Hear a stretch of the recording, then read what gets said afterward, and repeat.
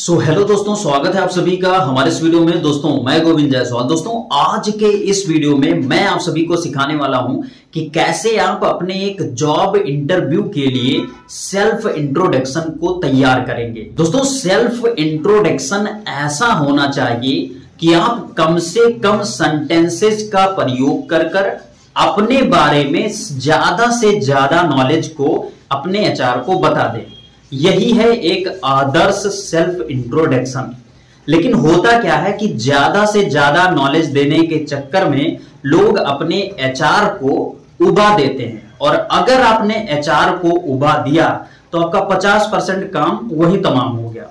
और एक बात आप यहां पर ध्यान में रख लीजिए कि आप स्टार्टिंग में ही गड़बड़ कर दिए तो लास्ट में कोई भी एचआर, आप चाहे जितने बड़े पढ़े लिखे में तोप हों, वो अगर चाहेगा तो वो आपको किसी ना किसी क्वेश्चन में कहीं ना कहीं फंसा देगा और आपका इंटरव्यू फेल हो जाएगा।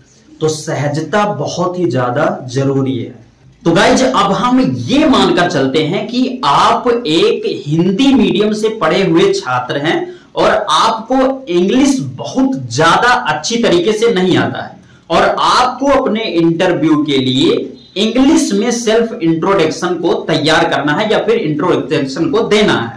तो इसके लिए हम क्या करेंगे कि हम इस सेल्फ इंट्रोडक्शन में जिन जिन सेंटेंसेस का यूज करेंगे वो बहुत ही सरल सेंटेंस होंगे। इससे क्या होगा कि आपको बोलने में भी हिचकिचाहट नहीं होगा और आगे वाला जो आपका एचआर होगा वो बहुत आसानी से समझ भी पाएगा।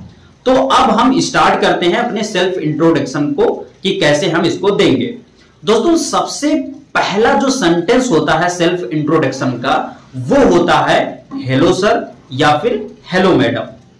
अब ध्यान दीजिए, यहां पर यह बात तो आपको पता ही है कि सर आप अगर मेल हैं तो आप जो आपका एचआर है वो अगर मेल है तो आपको सर कहना है, अगर आपका एचआर फीमेल है तो आपको मैडम कहना है। लेकिन एक चीज यहां पर विशेष कर ध्यान देना है कि हर फीमेल को आपको मैडम नहीं कहना है। मैडम वाले में थोड़ा सा दिक्कत है, फीमेल वाले में क्या दिक्कत है कि अगर आपके सामने जो एचआर हैं वो फीमेल है और उनकी शादी नहीं हुई है तो ऐसी कंडीशन में आप उनको बोलेंगे हेलो मैम, और अगर आपकी एचआर फीमेल है और उनकी शादी हो रखी है तब ऐसे कंडीशन में आपको बोलना होगा हेलो मैडम। तो ये चीज आपको ध्यान में रखना है। तो ये आपका पहला सेंटेंस हो गया।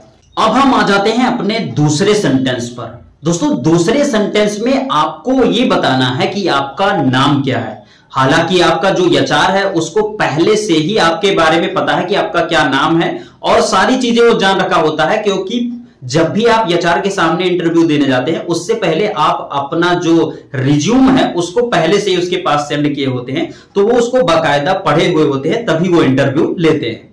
तो ये चीज आप ध्यान में रखिए कि उनको पहले से ही आपके बारे में पता होता है, लेकिन आपको सेल्फ इंट्रोडक्शन देना होता है कि आप कैसे बोलते हैं, किस तरीके से आपका बॉडी लैंग्वेज है, ये सब सारी चीजें देखनी होती है उसको। तो इसलिए वो बोलता है कि आप अपना सेल्फ इंट्रोडक्शन दीजिए। तो अब आपको अपने सेल्फ इंट्रोडक्शन में अपना नाम भी इंक्लूड करना होगा। आप कैसे करेंगे उसको ध्यान से देखिए। जैसे मैं बोलूंगा कि hello sir, my name is Govind Jaiswal, तो इस तरीके से दूसरा सेंटेंस कंप्लीट हो जाएगा।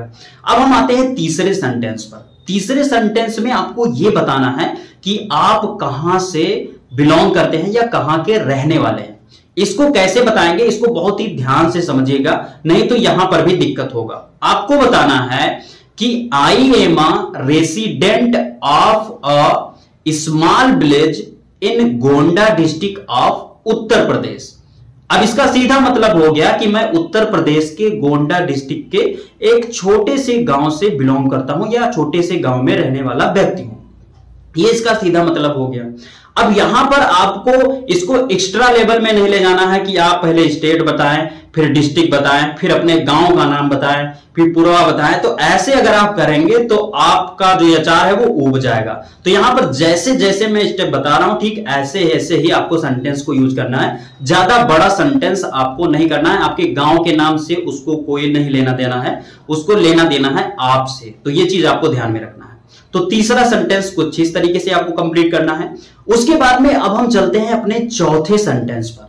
दोस्तों चौथे सेंटेंस में आपको यह बताना है कि आपके पिता क्या करते हैं और आपकी माता क्या करती है। अब ये नहीं बताना कि आपके पिता का क्या नाम है, आपके माता का क्या नाम है, आपके भाई का क्या नाम है, ये सब सारी चीजें नहीं बतानी है, क्योंकि इनसे उनको मतलब नहीं है। उनको मतलब ये है कि आपका बैकग्राउंड क्या है, आपके पिता क्या करते हैं, आपके माता क्या करती हैं, यानी कि इनकम का सोर्स क्या है, आपका कैसा बैकग्राउंड है, ये उनको जानना होता है। तो यहां पर नाम से कोई मतलब नहीं है, आपको ये बताना है कि वो करते क्या है। तो कैसे आप कहेंगे, आपको सिंपल से कहना है कि my father is a government teacher and my mother is a house wife. तो इस तरीके से कहते हुए आप अपने चौथे सेंटेंस को कंप्लीट करेंगे। अब आपको अपने पांचवें सेंटेंस से यह बताना स्टार्ट कर देना है कि आपका क्वालिफिकेशन क्या है।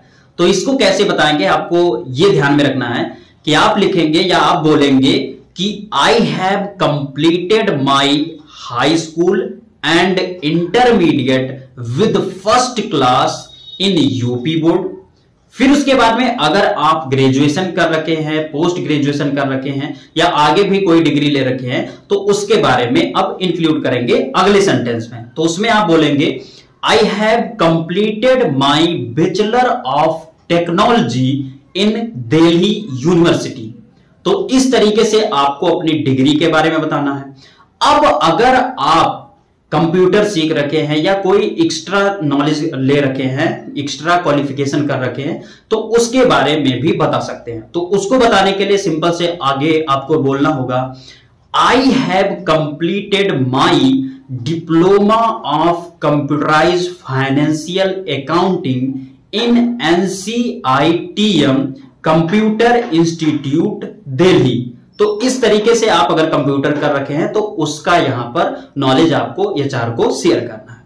तो यहां तक आपको यह बताना है कि आपका क्वालिफिकेशन क्या है, वो आप यहां से बताएंगे।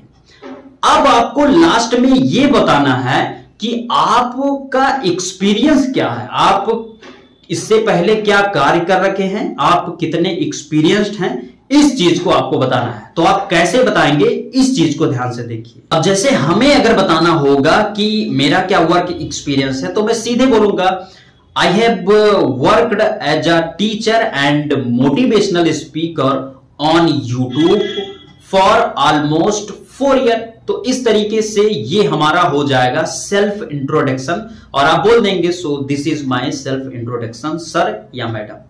तो इस तरीके से बस इतने ही बात में आपको अपना सेल्फ इंट्रोडक्शन खत्म कर देना है। इतना बात अगर आप बता देते हैं तो आपकी सारी नॉलेज जो है आपके बारे में, वो आप अगला जो आपका HR है उसको शेयर कर चुके हैं।